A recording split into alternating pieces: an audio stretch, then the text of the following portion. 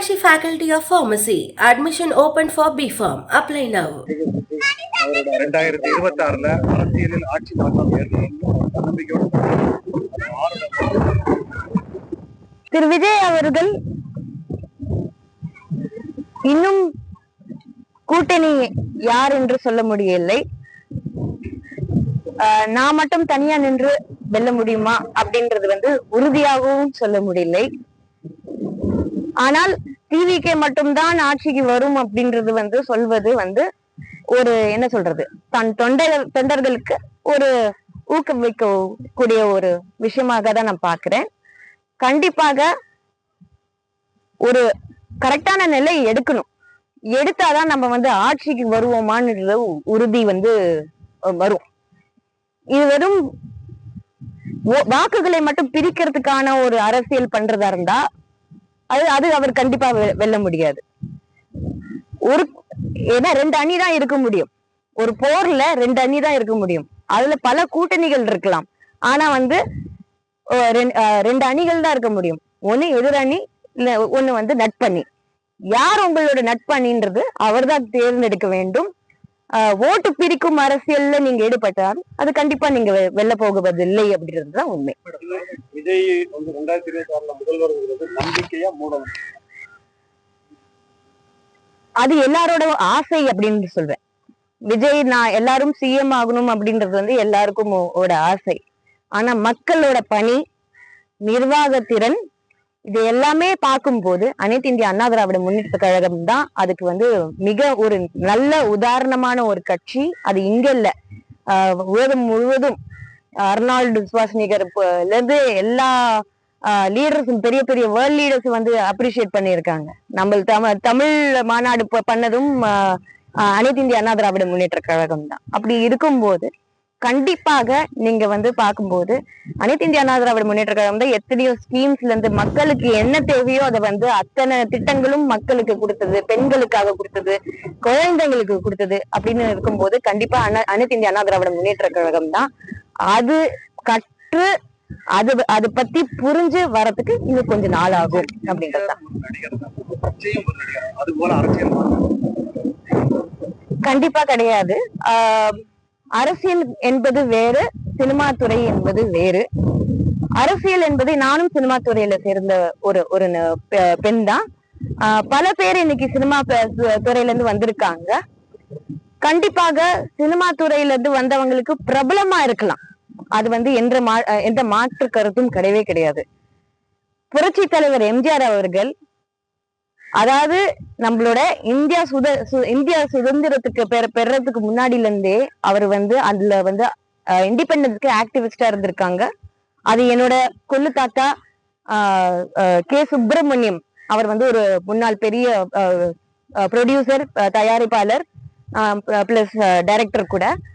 அவர் தியாக பூமி போல பல படங்கள் எடுத்திருக்காங்க. சோ எங்க புரட்சி தலைவர் எம்ஜிஆர் அவர்களும் எங்க தாத்தாவும் ரொம்ப நட்புக்குரிய ஒரு ஃபேமிலி உறவினர் போல. சோ அந்த அரசியல் ஆர்வம் என்பது நடிக்கிறதுக்கு முன்னாடில இருந்தே அவருக்கு இருந்தது. சுதந்திர போராட்டத்துல அவர் ஈடுபட்டிருந்தாரு. கண்டிப்பாக திமுக என்ற அண்ணா இருக்கும்போது திமுக என்ற கட்சிக்கு எத்தனையோ சப்போர்ட் கொடுத்திருக்காரு. அதுக்கப்புறம் திமுகவோட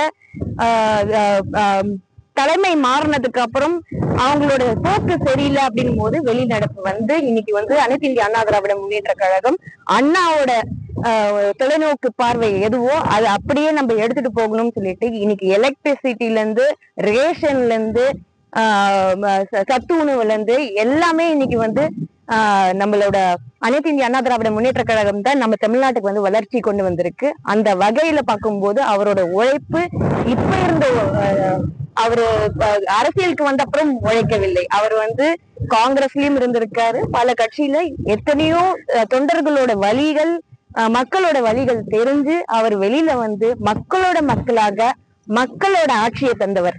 அப்படி இருக்கும்போது மக்களோட ஆட்சி தரணும் என்றால் அது மிகப்பெரிய ஒரு அதுக்கான ஒரு இது தேவை. நம்மளுக்கான ஒரு குரு தேவை. அவர் நம்மள வழி நடத்துறதுக்கு ஒரு ஆர்கனைசேஷன் தேவை. அப்படின்னு இருக்கும்போது அதாவது ஒரு ஒரு ப்ராப்பர் ஆர்கனைசேஷன் தேவை. அந்த வகையில இது கம்பேரே பண்ண முடியாது. கண்டிப்பாக விஜய் அவர்கள் மிகப்பெரிய ஒரு நடிகர்.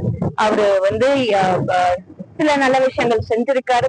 சிலது பப்ளிக்கா தெரிஞ்சிருக்கலாம், சிலது பப்ளிக்கா தெரியாம இருந்திருக்கலாம். அந்த மாதிரி பல நடிகர்களும் செஞ்சிருக்காங்க அப்படின்றதுதான் நான் சொல்வேன். அந்த வகையில அவர் அரசியல்ல வந்தது ஒரு நல்ல விஷயம். ஆனா அது வந்து வாக்கா மாறுமா அப்படின்றது வந்து பெரிய கேள்விக்குறி. ஏன்னா அதுக்கு ஒரு எக்ஸாம்பிளோ ஒரு ரிப்போர்ட் கார்டோ அது விஜய்க்கு இல்ல அப்படின்ற, விஜய் சாருக்கு இல்ல அப்படின்றதா சொல்லுவேன். அவருடைய வருகை வந்து யாருடைய ஓட்ட பிரிக்கும் அப்படின்னு நினைக்கிறேன்? கண்டிப்பா திமுகவோட ஓட்டு தான். ஏன்னா இன்னைக்கு வந்து மக்கள் அனைவரும் அதிருப்தியில இருக்காங்க. கண்டிப்பாக அது வந்து அவரு பிரிப்பாரோ இல்லையோ, கண்டிப்பாக இது எல்லாமே வந்து அனைத்து இந்திய அண்ணா திராவிட முன்னேற்ற கழகத்துக்கு தான் இது வந்து சாதகமாக அமையும். ஏன்னா மக்களோட விரக்தி வந்து ரொம்ப ரொம்ப ஜாஸ்தியா இருக்கு.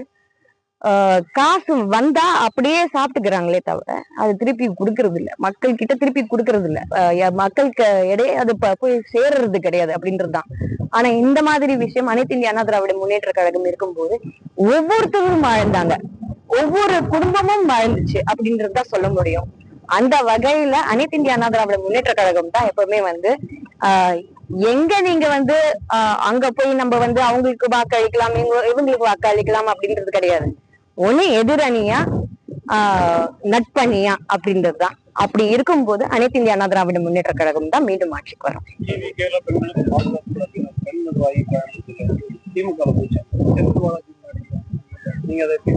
அது வந்து திசை திருப்பும் அரசியல். இப்போ இந்த டாஸ்மாக் விஷயத்துல இருந்து நம்ம வந்து என்னத்த சொல்ல முடியும்?